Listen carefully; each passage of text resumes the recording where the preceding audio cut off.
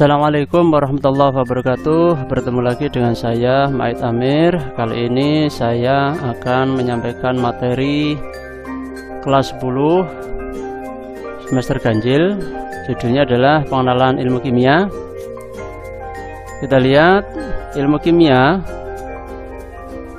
itu peta konsepnya saya bagi menjadi 5. Yang pertama, ruang lingkup ilmu kimia. Kedua adalah peranan ilmu kimia. Ketiga adalah kedudukan ilmu kimia dengan ilmu lainnya. 4, perkembangan ilmu kimia. Dan yang kelima adalah metode ilmiah. Bagaimana ruang lingkup ilmu kimia? Bahwa ilmu kimia itu mempelajari segala sesuatu yang berkaitan dengan materi, meliputi susunan, struktur, sifat, dan perubahannya, serta energi yang mempelajari perubahan tersebut. Itu secara umum ruang lingkup ilmu kimia. Kemudian peranannya adalah 1. Membantu menemukan hal-hal yang dibutuhkan bidang-bidang lain,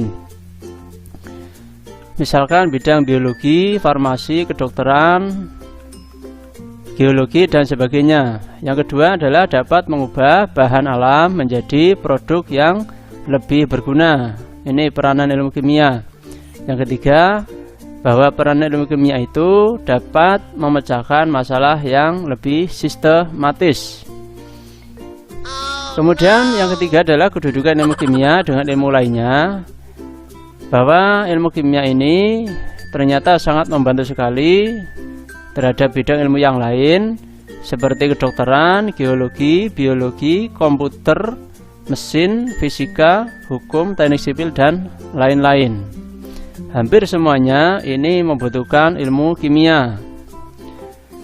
Kemudian perkembangan ilmu kimia, ternyata ilmu kimia itu diturunkan menjadi beberapa macam cabang ilmu, yaitu kimia organik, ada kimia anorganik, kimia fisika, kimia analitik, biokimia, kimia inti, kimia farmasi, kimia pangan, kimia lingkungan, dan lain sebagainya. Masih banyak lagi ini perkembangan ilmu kimianya. Dan yang kelima adalah metode ilmiah. Apakah itu metode ilmiah? Definisinya adalah cara-cara atau metode dalam mempelajari dan mendapatkan ilmu pengetahuan atau sains. Urutan metode ilmiah adalah 1. Melakukan observasi atau pengamatan. Jadi mengamati lebih dulu. Kemudian setelah mengamati adalah merumuskan masalah. Setelah masalah dirumuskan, kemudian mengumpulkan data-data, kemudian melakukan hipotesis.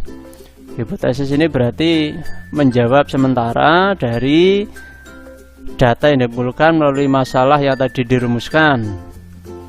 Yang kelima adalah melakukan eksperimen. Ya, setelah itu kemudian membuktikan eksperimen. Selanjutnya adalah mempublikasikannya. Ini secara umum ilmu kimia seperti itu. Selanjutnya adalah kita lihat untuk materi dan penggolongannya. Materi adalah segala sesuatu yang mempunyai massa dan menempati ruang.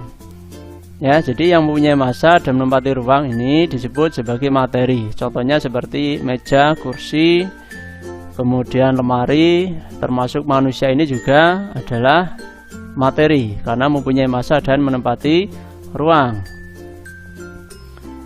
Kemudian penggolongan dari materi adalah yang pertama campuran senyawa dan unsur. Kedua adalah partikel-partikel senyawa, kemudian atom, molekul, ion. Ini penggolongan materi. Jadi materi ini melingkupi ini semuanya. Campuran adalah gabungan dua zat atau lebih yang sifat-sifat zatnya atau sifat-sifat zat penyusunnya adalah tetap. Ini campuran. Kemudian unsur ini adalah zat tunggal yang paling sederhana. Dan senyawa adalah zat tunggal yang berbentuk atau terbentuk dari dua unsur atau lebih melalui reaksi kimia dengan perbandingan yang tetap. Jadi harap dipahami betul perbedaan dari ketiganya ini, campuran, unsur, dan senyawa. Selanjutnya adalah partikel-partikel senyawa.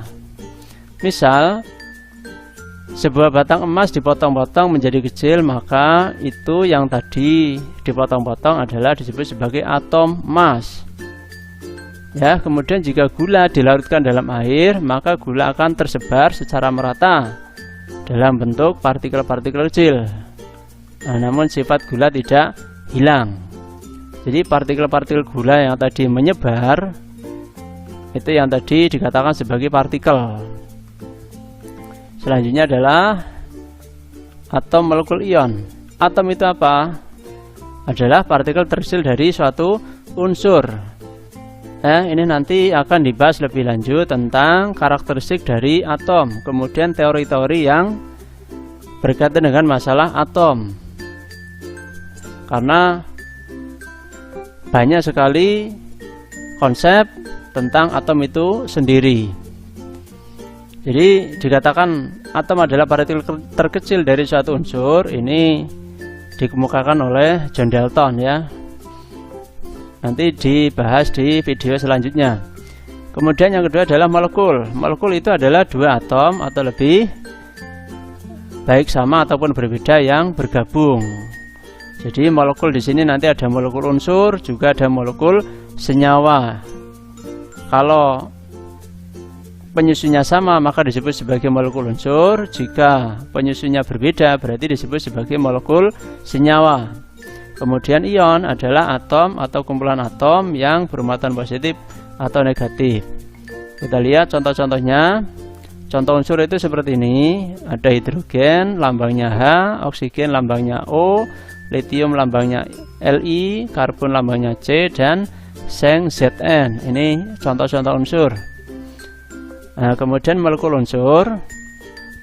Hidrogen itu adalah H2, oksigen adalah O2, nitrogen N2, brom Br2, klor adalah Cl2. Ini tadi saya sampaikan bahwa molekul unsur ini dua atom yang sama bergabung menjadi satu.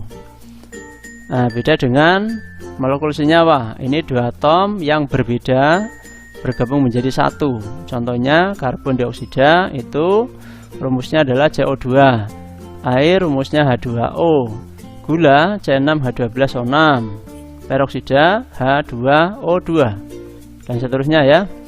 Selanjutnya adalah untuk contoh-contoh ion. Jadi ion itu ada yang berwujud atom, ada yang berwujud senyawa. Misalkan ion hidrogen, ini lambangnya adalah H+. Ion oksigen lambangnya adalah O2-. Ion sulfat lambangnya SO4 2-. Dan ion nitrat itu lambangnya NO3-. Ini materi yang saya sampaikan ya tentang ilmu kimia serta materi dan penggolongannya. Saya harapkan kalian selalu semangat di dalam belajar, selalu membaca buku literatur, browsing berkaitan dengan masalah materi yang saya sampaikan. Ada kurang lebihnya, minta maaf, saya akhiri. Assalamualaikum warahmatullahi wabarakatuh.